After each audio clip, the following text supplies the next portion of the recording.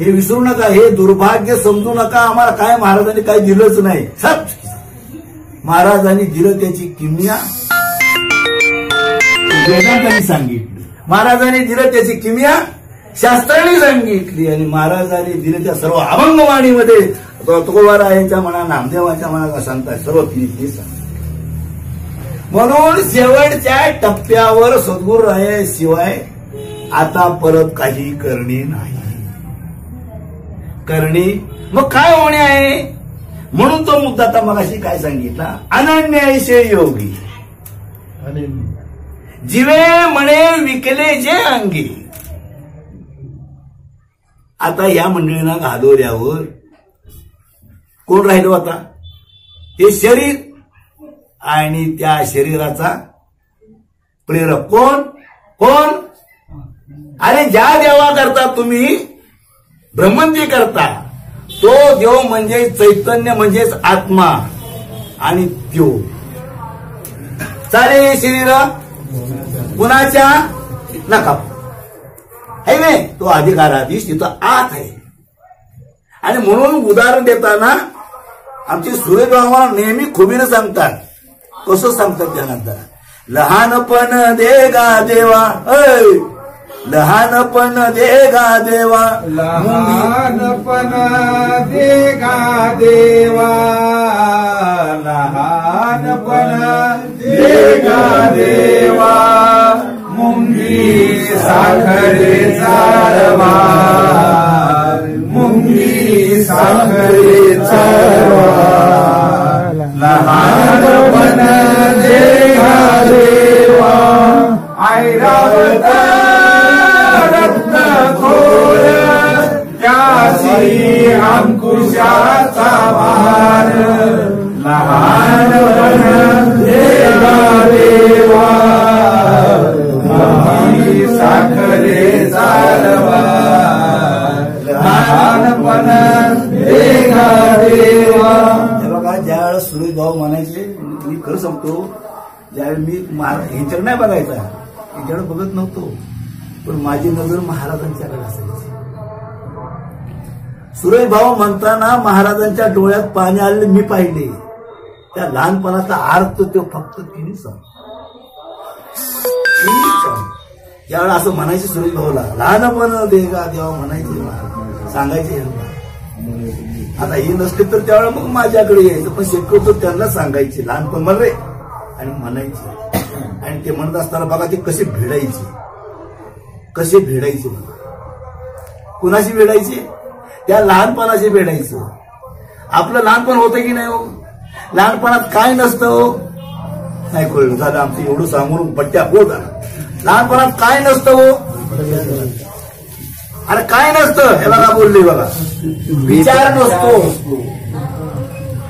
6 महिन्याच्या आतल्या पोरामध्ये काय असतं हो, लाज लज्जा राग लोभ मोह मद, या काळज्या, हे माझ्या कसं व्हायचं, या अमक्याच कसं व्हायचं, तमक्याच काय असतं का.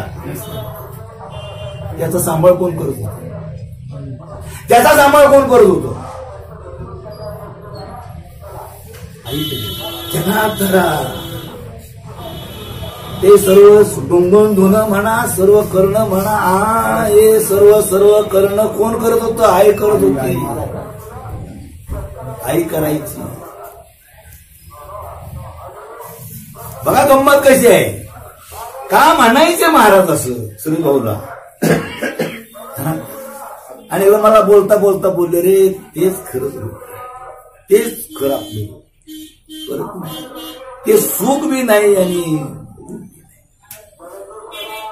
बघा ती नवपीव कशी घालायची, मशाज करायची, पुन्हा घालायची, सर्व पावडर बिवडर लावायची, आंगडं टोपडं घालायची, आणि एवढं करून हे सगळं करायचे. हळू त्याच्या निमीला सापडला. आता मला सांगायचं, ध्यानात धरा, आता मला सांगायचं, हे जे काजळ लावत असताना, हे एवढं सारं करत असताना ध्यानात धरायचं, आई दोघांपैकी सुख कोणाला जास्त होते,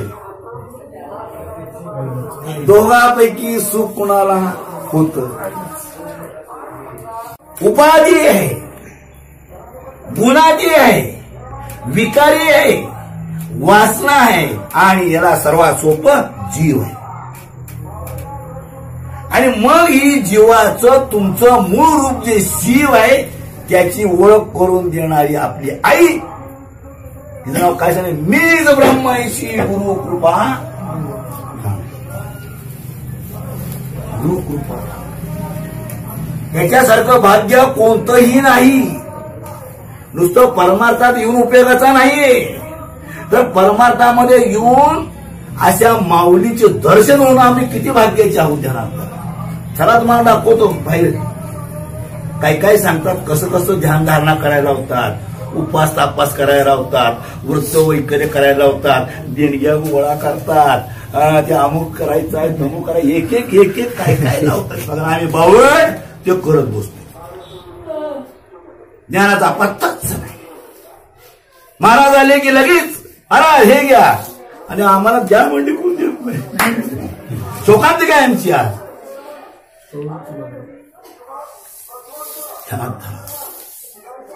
खऱ्याच्या ठिकाणी तुम्हाला एक माहिती आहे बघा, ब्रह्म नाही बोलू नका सर, जगन मिथ्या. तुम्हाला खऱ्याची ओळख करून दिली का खोट्याची ओळख करून दिली? खरं सांगतो. आणि आम्ही कशात वावरतोय आता? लपडं आहे का नाही आपल्या पाठीमागं? हाय का प्रत्येकाला शांतता समाधान वगैरे असं काय नाही? सगळं का चालेल का आज चालू आहे का नाही?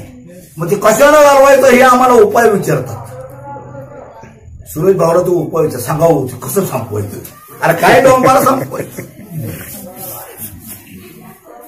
दुई अंगी लडपडते प्रत्येक गोष्टीत काय परस्त आहोत. आणि मग तो जर त्याग्रस्तानं हित पाया पडल्यानंतर मी पाया पडलो, परस्त का स्वस्त देण्यात आलो. महाराजांनी काय सांगितलं? दुई अंगे लडबडती. ज्यावेळी झोपेमध्ये जेव्हा असतो त्यावेळी त्याला मी या कुशीनं त्या कुशीचा, त्या कुशीनं या कुशीचा झालो याचं भान असतं का? असतं का भान? मग भान नसणं म्हणजे ब्रह्म. भान नसणं म्हणजे आव्हान असणं ब्रह्म. आणि भानावर असणं, पाया पडचं भान आहे की नाही, हार घालण्याचं भान आहे की नाही, अमुक अमुक मला सांगितल्याचं भान आहे की नाही. आणि मग ते भान ही उपाधी आहे का निरुपाधिक आहे? काय ते मग उपाधी ब्रह्म असतं का काय?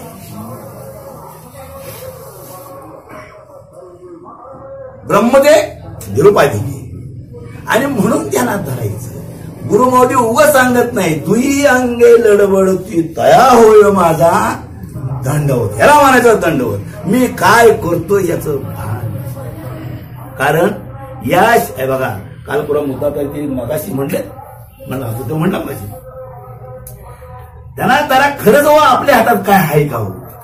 ह्या बावलेला काय एक चैतन्य आहे, एक शरीर आहे, आणि दुसरं आत बसलेलं आणि ज्याच्यामध्ये आम्ही रमान झालोय ते का कोणता हो? त्याला काय म्हटलंय हो? वासना नाही, वासनाजन्य देह, विचारजन्य देह, आणि शास्त्रीय भाषेत लिंग देह, अंतःकरण पंचक ज्याला म्हटलं जातं ना ते. आता मला सांगा, या देहाचा ताबा चैतन्यानं घेतलाय का लिंग ध्यान घेतलाय का वासनेनं घेतलाय का विचारजन्य ध्यान घेतलाय? तुमच्या आयाचे शब्द आहे, खरं सांगा काय कुणी घेतला? कुणी घेतलाय? हे अंगात शर्ट कुणी घालायला लावला? नागडं व्हायचं नाही काहीतरी झालं कोण म्हणतो? मी असा पाहिजे, मी तसा पाहिजे, मी अमुक करण तमुक करण. कोण आज चालवतं या शरीराला? कोण चालवतं शरीराला? विचार करा जरा. प्रत्येकाचे शर्ट सारखे नाहीत, रंगरंगोटी वेगवेगळी आहे, टोप्या प्रत्येकाच्या आणि कोणाच्या असतील कोणाच्या नसतील, खालचं वेगवेगळं, सारं वेगळं, घरदार वेगळी. कोणाचा ह्या कारभार आहे? चैतन्याचा, त्या निरुपाधिकेचा, त्या शरीराचा? शरीराला काय कळते तू? टोपी अशी घालायची शरीर म्हणतोय. चैतन्य ब्रह्म असं म्हणतं, असं नाही असं करायचं. कोण म्हणतं ते? अरे कोण म्हणतं? जे म्हणतं त्याचे गुलाम झालोय मी ते सांगते. म्हणतं त्याचे गुलाम झाले. कोण म्हणते विचार करा. कोण म्हणते ती? आणि म्हणून तिथं म्हणलंय मीच ब्रह्माईची गुरु कृपा भांगती. तिथली अवलाद निघून गेली की त्यो खरा भगवंताला. ते तिची खरी शरणागती. अनन्यायचे योगे जीवे म्हणे विकेले जंगे तयाचे काही एक सांगेचे सुरुली. बाळा तुझं सर्वस्व सोडून ये माझ्याकडे. म्हणजे काय सोडून ये? काय सोडून ये? काय आहे तुझ्याकडं? काय आहे तुमच्याकडं? आणि जे आहे ते तुम्हाला भोगायला लागणार, हो की नाही? गुरुच्या पाया पडणं म्हणजे काय? काय आवाच्या म्हणी जैसा जो व्यापार आहे मी करीतो ऐसे. कुणाला म्हटले? कुणाला म्हटले? मी करीतो आहे ऐसे न म्हण. आणि हा तुला म्हटल्याशिवाय राहतच नाही. त्याच्या आत्मस्फूर्त आम्ही केली हे जर पट्ट्यानं केली मग भाऊपट्टी होत आहे असं की नाही सर. परंतु ज्यावेळी दुई अंगे लडबडते असं म्हणतो ना त्यावेळी तिथला मी नसतो. मी नाही त्याच ही आता मगाशी म्हणली पिल्लावळ म्हणली. कोण पिल्लावळ आहे? आमचे सुरेश भाऊ लय खुमीने सांगतात आशा मनशा तृष्णा कल्पना वासना भ्रमणा बुली चिंता अंता म्हणता काम क्रोध मद मोह मत्तर अंकात. ही पिल्लावळ आहे तिची. कुणाची? मीची. मीची म्हणजे कोणाची? अंकाराची. अंकाराची दुसरी बाजू आहे ना. अंकाराची दुसरी बाजू आहे ना ते ब्रह्म आहे. ब्रह्म सद्गुरु राय आहे ते. आणि हे बहिर्मुख होतंय आणि ते अंतर्मुख झालं की म्हणजे स्वस्थानावर गेलं. आणि म्हणून त्याला म्हणले स्व असत. काय? स्व असत. स्व आस. स्वतःला स्वतःची असल्याला काय म्हणले मगाशी? श्वास. स्वतः आस. स्वतःविषयी. आता कुणाविषयी असं आहे आपल्याला? चुकून सांगू कुणाविषयी आस आहे आपल्याला? अरे बोला ना. ज्याच्याविषयी आस आहे त्याच्याविषयी काही काही कुडी काढून बसला ना. अनेक जन्म भोगले ना. आणि ही थोबाड मिळाली ती त्याच्यामुळे मिळालंय. बघा बरं हे चेहरे सर्वांचे सारखे आहेत का? आज ते रॉक सर्वांचे सारखे आहेत का? राहणीमान सर्वांचं सारखं आहे का? प्रत्येकाकडे पैसा अडका सारखा आहे का? प्रत्येक जण सर्व एका दिवशी मरणार आहे का? एका दिवशी आपण सर्व जन्माला आलो का? हा एक सारखं. मग कशाचा परिणाम आहे? कशाचा परिणाम आहे? प्रत्येकाची आस वेगळी आहे आणि त्या आसप्रमाणे प्रत्येकाचा भिन्न भिन्नत्व आणि भोग भोगावे लागतात. भोग भोगावे लागतात. म्हणून विषमत्व आहे जनार्दना. काय? म्हणून विषमत्व आहे. आणि जो सर्वांना एकच चालवतो तिथं काय समत्व आहे. मन बुद्धी अहंकार चित्तानी नाहम. नच श्रोत्र जिवे नच घ्राण नेत्रे नच व्योम भूमीर्नम तेजो न वायू चिदानंद. आपला विषय काय चालू? शरीर आहे. शरीराच्या अजून एक लिंग देह म्हणजे विचारजन्य म्हणजे वासनाजन्य देह आहे आणि एक चैतन्य. चैतन्याच्या आधारावर ही दोन्ही कार्य करतात.